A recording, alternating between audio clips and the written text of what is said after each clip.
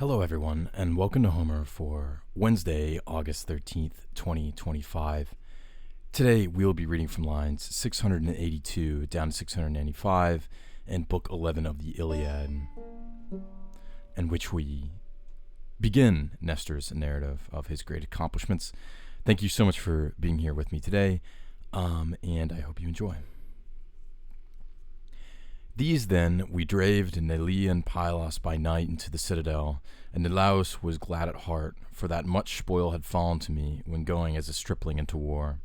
And heralds made loud proclamation at break of dawn that all men should come to whomsoever a debt was owing, and goodly Elis.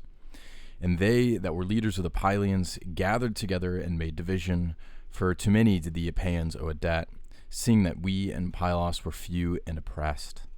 For mighty Heracles had come and oppressed us in the years that were before, and all that were our bravest had been slain. 12 were we that were sons of the peerless Neleos, and of these I alone was left, and all the rest had perished. Wherefore the brazen-coated Epeans, proud of heart thereat, in wantonness devised mischief against us. Awesome. Let's read it in Greek.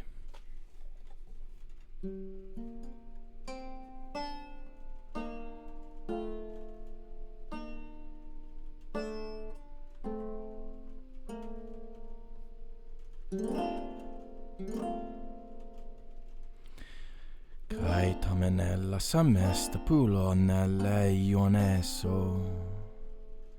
When kioi proteastuke gethe de fre, gethe ide prenanellaus. Juan camoi tuke pola noioi palomonde kionti. Keru kesteli gainon hameioi fai nomenefi. Tuissime noisi creios apela teneli de die. Oire suna gromenoi pulion hegetoras andres. Dai trauon polesin garapeioi creios apelon. Osemes pauroi cacoquomenoien puloi hemen. Lauthon garcacose bie Heracleie. Lauthon garcacose bie Heracleie. Ton proteron theon catadectathen eosoi aristoi. Duodece gaenelleios muomonos huiesa emen. Huiesa emen. Tuon oios lipomen hoedaloi panta solonto. Tau tu perefaneontes epeioi calcicotitones. Calcocitones.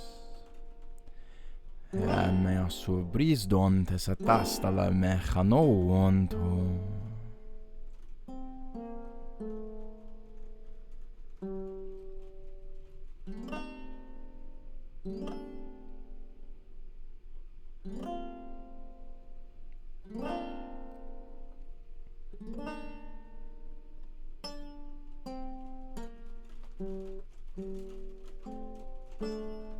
Awesome.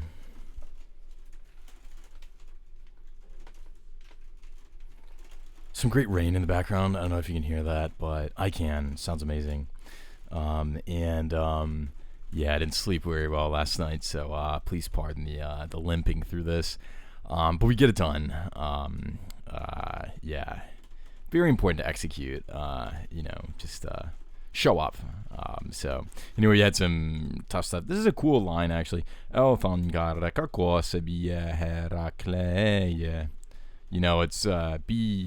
Heracleie. I'm sure there's like something to be said for the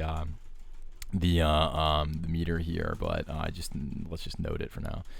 And maybe there is something significant about the listing of names here, right? I'm always big on names, right? So let's just let's take a moment and look at the structure of proper nouns throughout this passage, right? So let's look at all the ones that don't have proper names. So, we have Nelly and Poulon, right? And then the second line, we have Laos, right, the king. The third line, there's no capitalized name, but there's kind of him himself. So moi, maybe it's someone. And then the fourth line is oi, fine, oi, so dawn.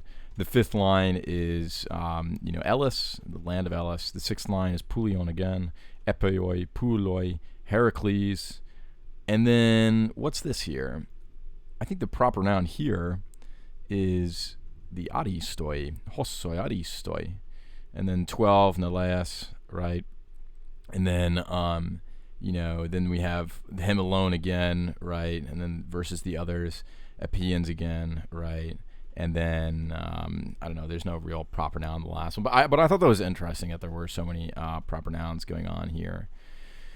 And maybe it's interesting too because there's also 12 lines here, right? I guess there's 14 lines total, but up here before they're destroyed, right? He says 12, right? And here is 4, 6, 5, 6, 7, 8, 9, 10, 11, 12.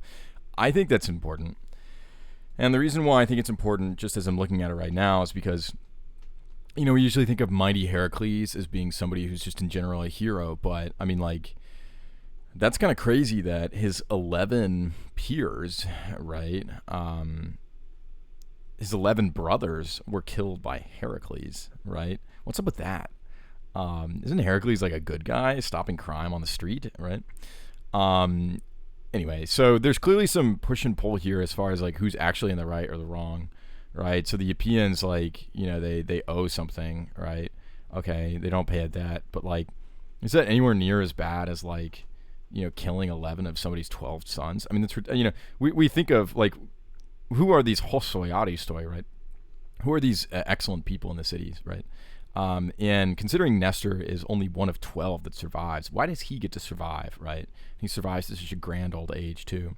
I think these factors are really underrated explorations that we can get out of what seem to be very quick passages in the Iliad. And as we work through the proclamation at the break of dawn, right? As we work through the consequences of this, we can keep in mind how everything here is at once up to chance and yet at the same time has something of a divine aspect to it, because Heracles was in the end quite the august, not literally, guy. Anyway, that's all I have for you today. Thank you so much for listening, and I'll see you tomorrow. Bye.